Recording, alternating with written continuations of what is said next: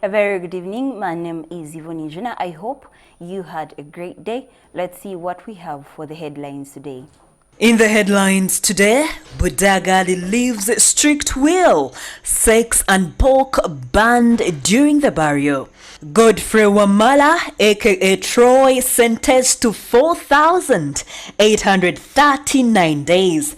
And in the news around the East African region, 7 million malaria cases reported in Burundi in just 1 year.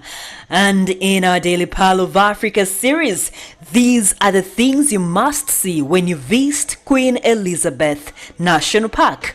These and more stories in our full bulletin.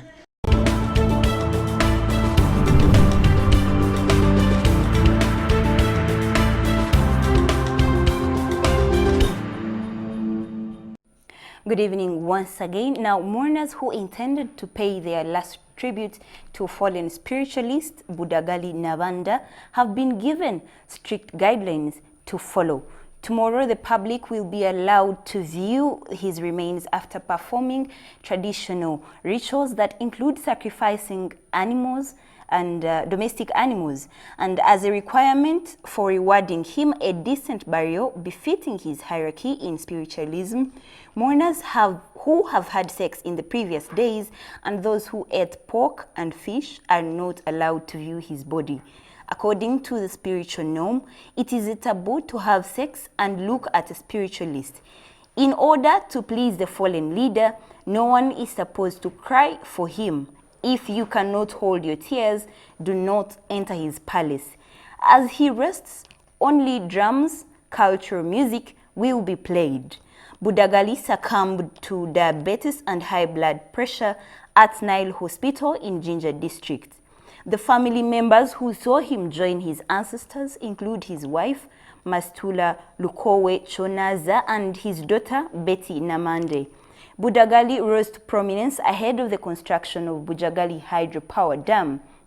The Oracle of Bujagali Falls took on the government over the construction of a hydropower dam at the falls, saying the area is his spirit's habitat. During the endless talks with the government, when he was asked who the owner of the falls was and the surrounding environment, he said the falls belonged to the spirits. The government thus could not compensate him for the falls. Now, court has sentenced Godfrey Wamala, also known as Troy, 13 years, 3 months and 4 days in jail for manslaughter in the death of singer Mowzey Radio. Troy was accused of assaulting the singer. On Monday this week, trial judge Jane Francis Obodo acquitted Troy of murder but found him guilty of manslaughter. Troy had spent 1 year and 8 months behind bars, and he will serve his term in Chigo prison. On February 1st, 2019, singer Radio, also Moses Sechibgo, succumbed to injuries sustained in a reported brawl at a bar. The one half of the sensational Good Life crew died in hospital days after the incident.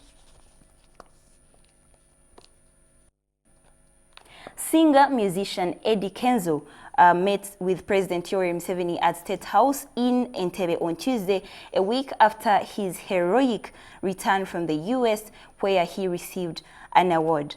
Although he has not mentioned that he will oblige to the invitation by Rema Namakura's introduction ceremony, the musician appears to still find it difficult to deal with the heartbreak.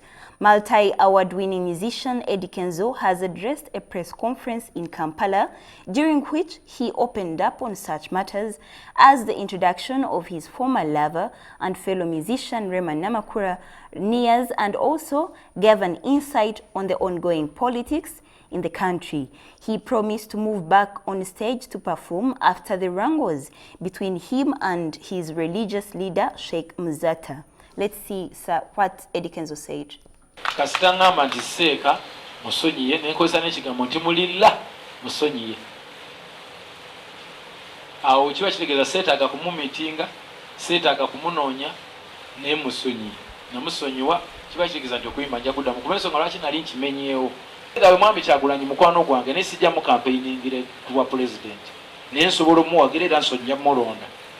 Ne sijja kulinya katuuti ku convincing abantu.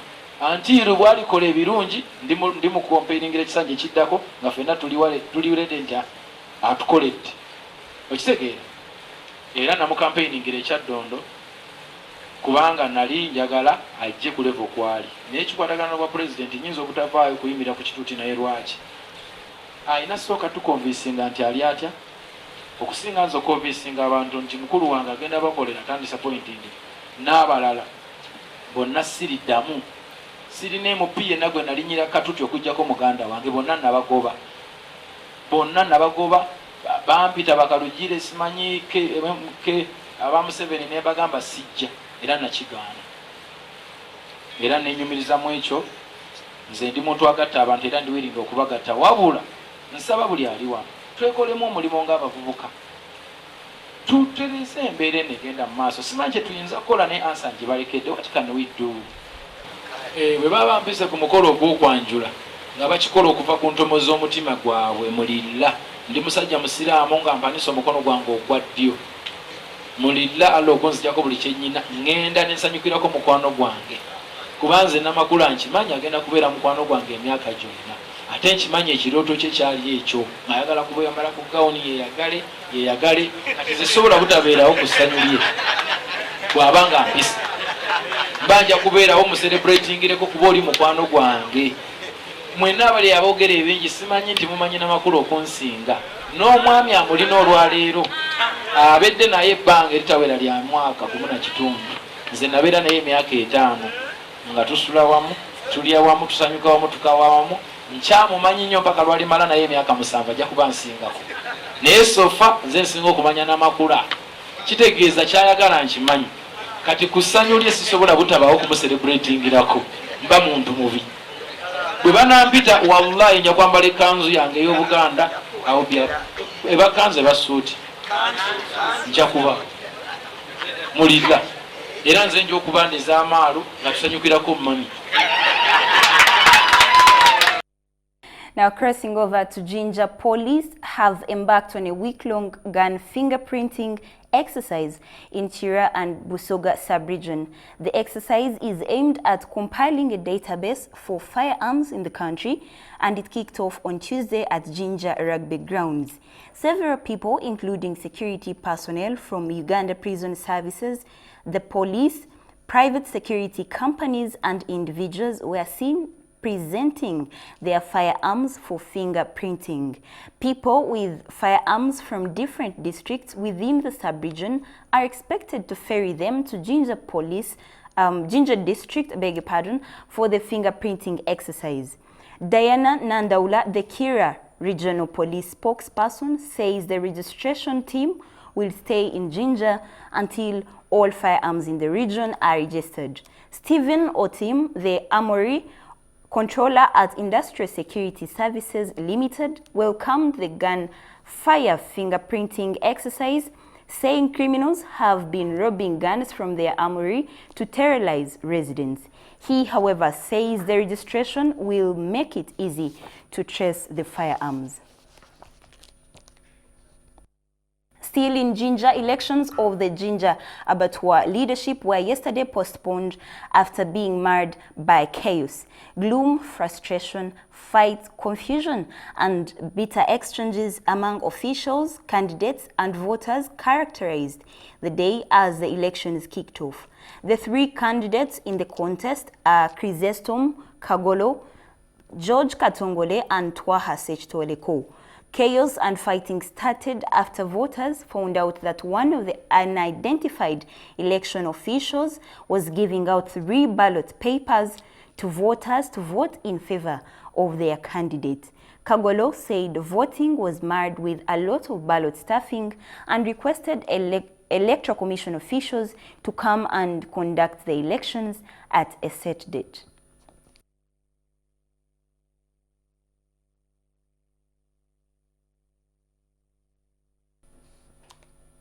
That's all we had from around Uganda. Let's go for a short break and we will return with what's making news around East Africa. Teams The Energy Ministry attributes the sharp growth to a 50% tariff cut that Uganda offered Kenya from June. And by end of this month, Kenya will be buying from Uganda at 10 Kenya shillings. And being a hydropower, it gives them a lot of stability in the region even as demand continues to rise.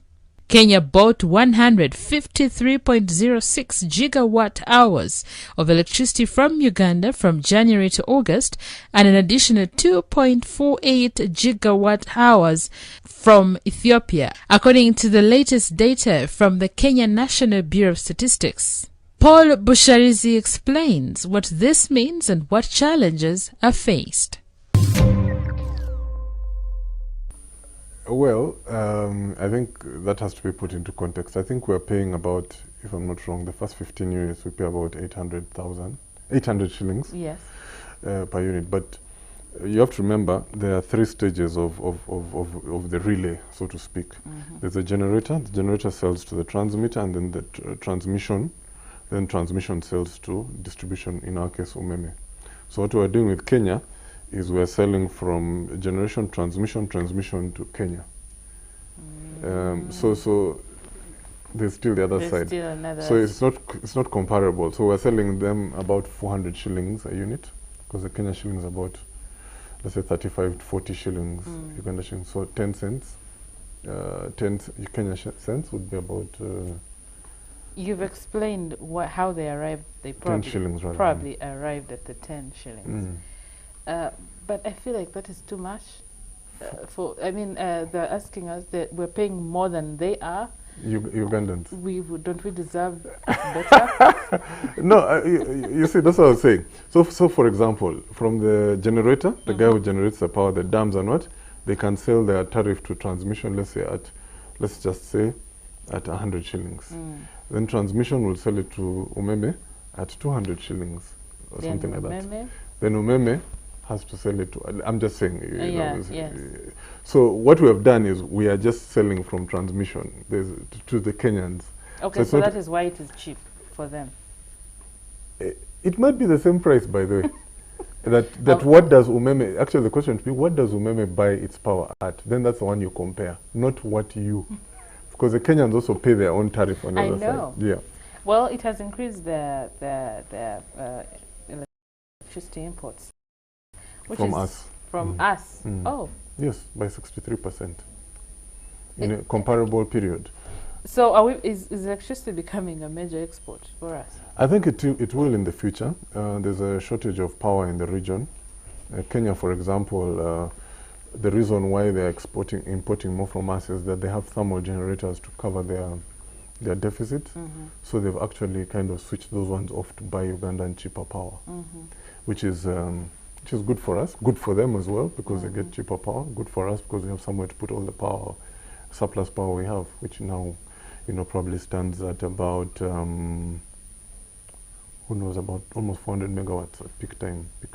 Of surplus? Yes. Well, we're doing fair, really. Absolutely. But is this really that good? Is it that easy? What are the challenges involved? I think the major challenge, actually, it's a challenge even in Uganda, is that the investment in generation is way ahead of the investment in transmission and distribution. Now that's a problem, because you can generate all the power, but if you can't get it down the line, then in the case of our dams, we just let the water flow through the dam, while it should be generating.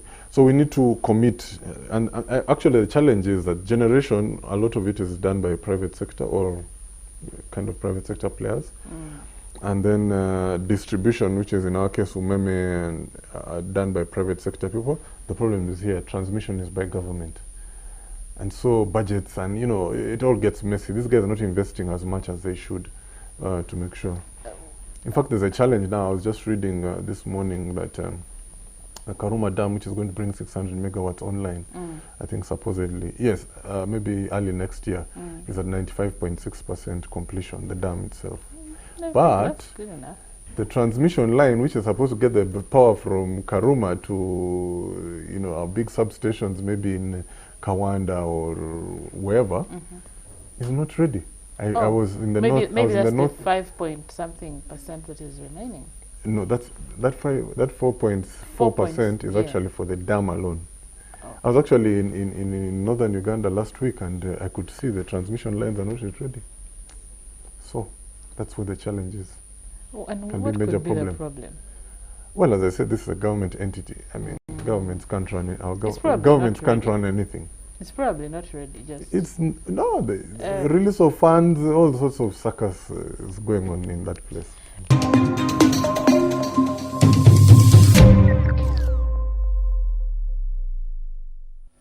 Thank you so much, Lynn Komjusha. Now, let's see what Ruth Naseje has prepared for us in Pearl of Africa. When you choose to spend the festive season at Queen Elizabeth National Park, here are some of the things you must not miss out on when you get here. To start off is how much time you will take on the road if your departure is Kampala, Uganda's capital city. It is about 6 to 7 hours by road heading to the southwestern region of Uganda. This national park covers 4 districts, which are Kasese, Kamwenge, Rubirizi and Rukunjiri. This means you have to prepare to experience the adventure on the road as you warm up for the adventure at the park. At the park, the animals you must look out for are lions. These love resting on the trees. The elephants are many in number and usually move in groups. The Cob, which represents tourism on the coat of arms, is also a must-see at Queen Elizabeth National Park. Moving on to the birds, there are various species that find refuge in the trees surrounding Queen Elizabeth. Many more mammals you could not miss out on when you're here, since Queen Elizabeth is home to 95 species of mammals and over 500 species of birds. You don't have to worry about accommodation. There are lodges at affordable prices. This national park occupies an estimated 1,978 square kilometers. The equator sits on these two. Now for more Pearl of Africa stories, visit our website, which is newvision.co.ug/Pearl of Africa. Our newspaper, The Sunday Vision, is also another home of adventures, so grab your copy every Sunday for Pearl of Africa stories. I am Ruth Naseje. Thank you so much, Ruth Naseje. As the holidays are getting close, be sure to catch a series and episodes of Pearl of Africa on different national parks in our subsequent bulletins. Now, finally, in our special report, today is International World Cities Day, and for Uganda, it comes at a time that Kampala, the capital city, is beginning to shine, and several towns are set to be elevated to city status beginning next year. New Vision TV traces the history of Kampala and the rise of cities. Let's take a look.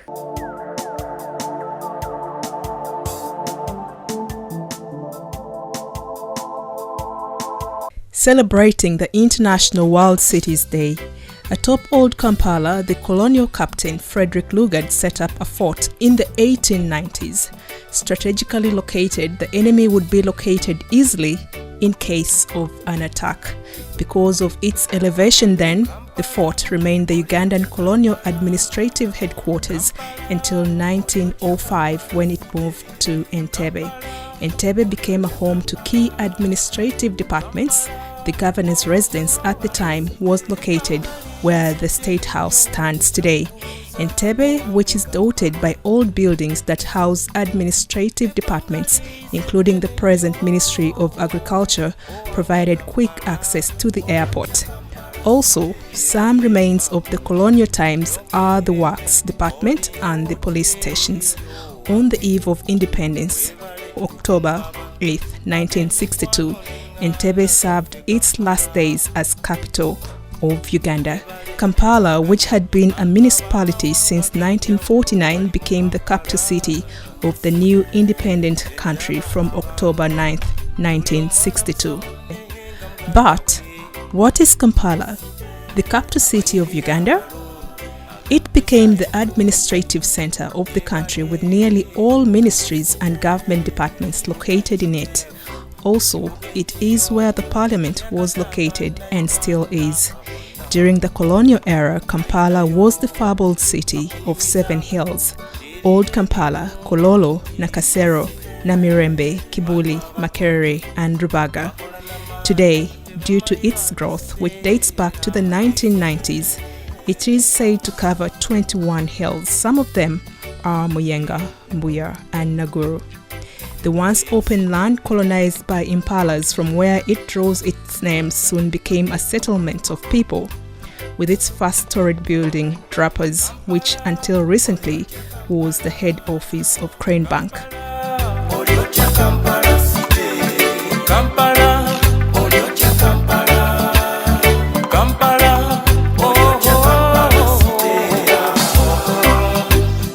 As the number of people grew, segregated settlement emerged.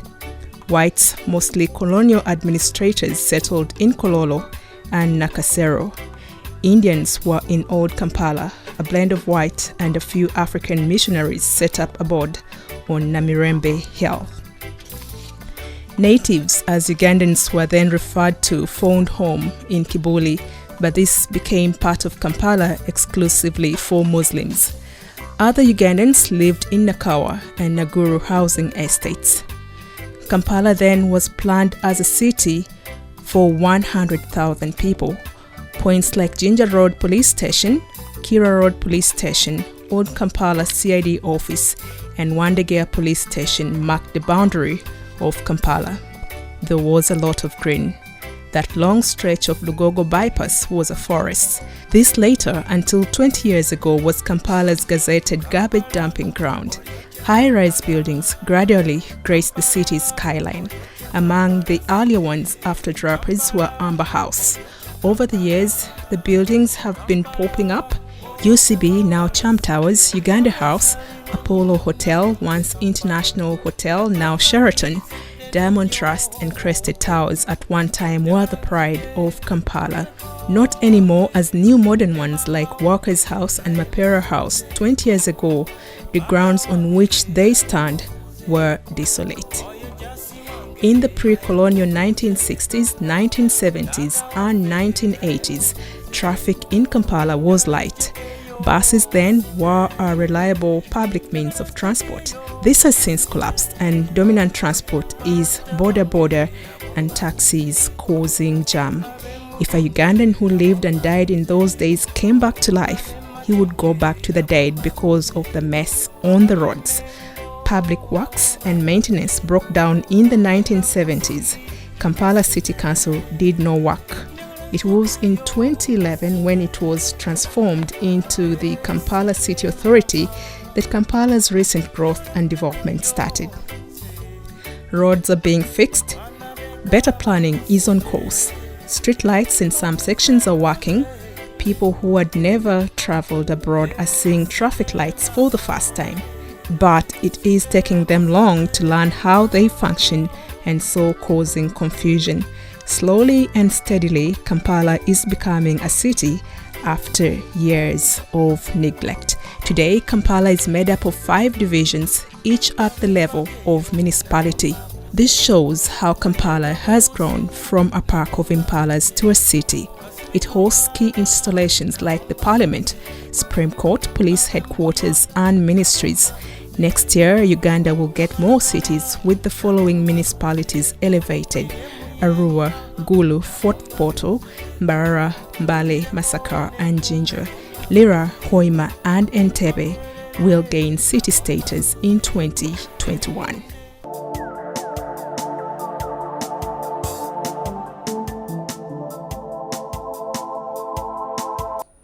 That's all we had for tonight. Now, these and more stories on our social media platforms. That's The New Vision and The New Vision Wire. That's on Twitter and Facebook. And then you can also go on our website.